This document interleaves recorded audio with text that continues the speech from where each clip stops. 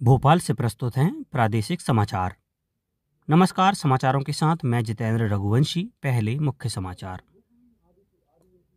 प्रधानमंत्री ने भारत को आत्मनिर्भर बनाने के लिए नागरिकों को दिए मंत्र।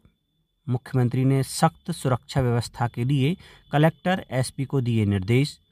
निर्वाचन आयोग ने अब तक 50 करोड़ से अधिक गणना पत्रक किए वितरित।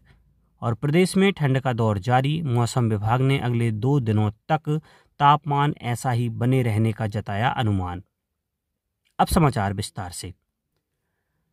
प्रधानमंत्री नरेंद्र मोदी ने कर्नाटक के उडुपी में श्री कृष्ण मठ में सोने की परत चढ़ी तीर्थ मंडप का उद्घाटन किया और सोने की परत चढ़ी कनक किंदी को समर्पित किया। इस दौरान प्रधानमंत्री ने देश को आत्मनिर्भर बनाने के लिए 9 मंत्र दिए। श्री मोदी ने कहा कि नागरिक पानी, नदी का संरक्षण करें और एक पेड़ मां के नाम अभियान का हिस्सा बने। कम से कम एक गरीब व्यक्ति को गरीबी से ऊपर उठाने और स्वदेशी आंदोलन को बढ़ावा देने के लिए हर नागरिक अपना योगदान दे। प्रधानमंत्री ने कहा कि भगवत गीता शांति की बात करती है और शांति सुनिश्चित करने के हमारे संकल्प की भी। विकसित भारत का रास्ता एकता से होकर जाता है। जब समाज जुड़ता है, जब हर क्षेत्र, हर वर्ग एक साथ खड़ा होता है, तभी राष्ट्र बड़ी छलांग लगाता है। श्री संस्थान गोकर्ण पर्तगाली जीवोत्तम मठ का प्रमुख ध्येय लोगों को जोड़ना, मन को जोड़ना, परंपरा और आधुनिकता के बीच सेतु बनना है। इसलिए विकसित भारत की यात्रा में ये मठ एक प्रमुख प्रेरणा केंद्र की भूमिका में भी है। प्रधानमंत्री नरेंद्र मोदी रविवार सुबह 11 बजे आकाशवाणी पर मन की बात कार्यक्रम की 128वीं कड़ी में देश विदेश के लोगों के साथ अपने विचार साझा करेंगे। कार्यक्रम को पूरे आकाशवाणी और दूरदर्शन नेटवर्क, आकाशवाणी समाचार वेबसाइट और news on AIR mobile app पर प्रसारित किया जाएगा। इसका सीधा प्रसारण आकाशवाणी समाचार, DD न्यूज़, प्रधानमंत्री कार्यालय और सूचना और प्रसारण मंत्रालय के YouTube चैनलों पर भी किया जाएगा। आकाशवाणी से हिंदी में प्रसारण के बाद क्षेत्रीय भाषाओं में भी कार्यक्रम का प्रसारण किया जाएगा। मुख्यमंत्री डॉक्टर मोहन यादव ने कहा है कि प्रदेश में नागरिकों का सामान्य जनजीवन सुनिश्चित करने के लिए सभी तरह के अपराधों पर पूर्ण नियंत्रण की कार्यवाही की जाए। कानून व्यवस्था की जिले में अच्छी एवं आदर्श स्थिति रहे, यह कलेक्टर, एसपी सुनिश्चित करें। मुख्यमंत्री डॉक्टर यादव ने मुख्यमंत्री निवास से प्रदेश के समस्त कलेक्टर्स, एसपी से वीडियो कॉन्फ्रेंस द्वारा चर्चा की। मुख्यमंत्री ने कहा कि अपराध नियंत्रण हमारी पहली प्राथमिकता हो। पुलिस की नियमित गश्त होनी चाहिए। रायसेन में मासूम बच्ची से दुष्कर्म के अपराधी की गिरफ्तारी के बाद मुख्यमंत्री ने कहा, मैं उम्मीद करता हूं कि हमारे इस प्रबंधन में मध्य प्रदेश के अंदर विकास की पूरी संभावना है, सबको लेके चलने की भावना भी है, लेकिन कोई भी कानून हाथ में लेगा तो हम उसको छोड़ने वाले नहीं हैं। देश में लंबे समय से प्रतीक्षित श्रम संहिता के तहत केंद्र सरकार ने 4 नए लेबर कोड लागू किए हैं, जिनका समाज के हर वर्ग ने स्वागत किया है। रतलाम की स्थानीय निवासी रीता सिसोदिया ने श्रम कानूनों पर अपनी प्रतिक्रिया दी। अब हम गिग वर्कर्स को भी PF और ESI जैसे कानूनों की सुरक्षा मिलेगी, जिससे भविष्य के लिए बचत और स्वास्थ्य के लिए बीमा दोनों मिल सकेंगे। और कंपनी को लिखित रूप में नियुक्ति पत्र भी देना होगा, तो इससे हम वहाँ काम करते हैं इसकी भी पुष्टि हो सकेगी। तो इससे उम्मीद है कि आने वाले समय में हम और अच्छे से अपना जीवन यापन कम टेंशन के साथ कर सकेंगे। निर्वाचन आयोग ने कहा है कि विशेष गहन पुनरीक्षण SIR के दूसरे चरण की शुरुआत के बाद से मतदाताओं के बीच 50 करोड़ 68 लाख से अधिक गणना प्रपत्र वितरित किए जा चुके हैं। बैतूल जिले में आमला विधानसभा के बाद अब मुल्ताई और बैतूल विधानसभा ने भी बड़ी उपलब्धि हासिल करते हुए 100% डिजिटाइजेशन पूरा कर लिया है।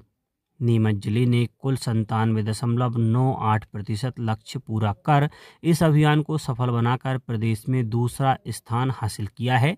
सीहोर जिले ने 92.05% गणना पत्रकों का डिजिटलाइजेशन पूरा किया है।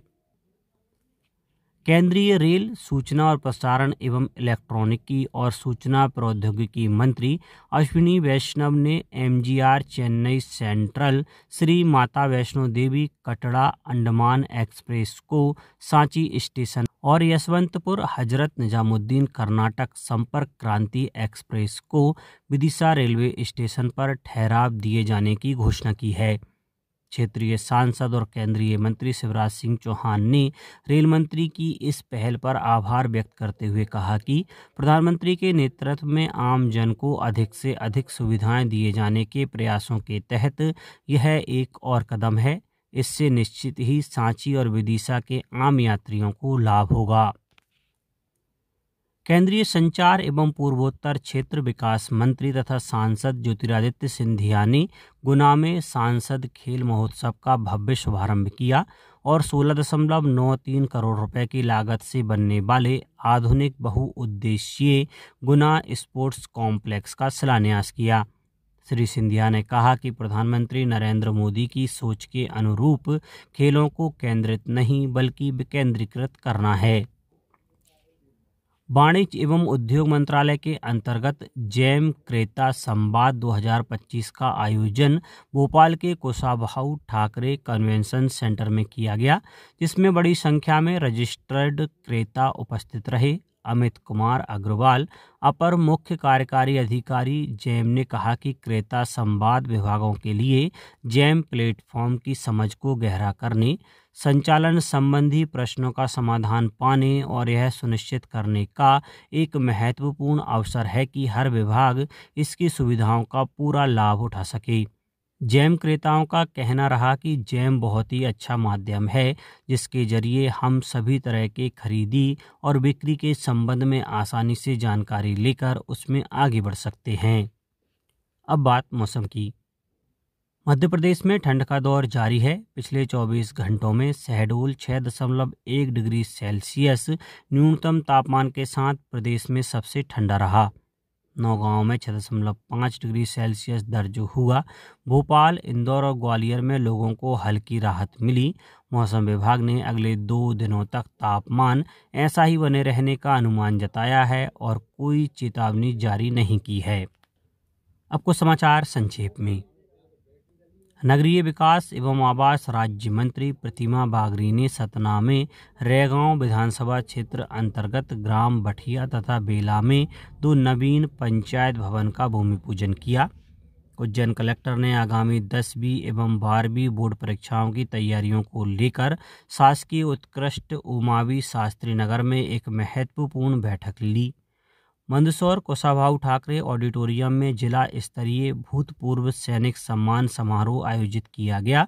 कार्यक्रम में शहीद सैनिकों के परिवारजनों एवं भूतपूर्व सैनिकों का सम्मान कर उन्हें राष्ट्र निर्माण में उनके अतुलनीय योगदान के लिए नमन किया गया और स्वच्छता को जन आंदोलन का रूप देने के उद्देश्य से नगर निगम खंडवा ने स्वच्छता की पाठशाला अभियान शहर के विभिन्न स्कूलों में आयोजित किया। अंत में मुख्य समाचार एक बार फिर। प्रधानमंत्री ने भारत को आत्मनिर्भर बनाने के लिए नागरिकों को दिए मंत्र। मुख्यमंत्री ने सख्त सुरक्षा व्यवस्था के लिए कलेक्टर एसपी को दिए निर्देश।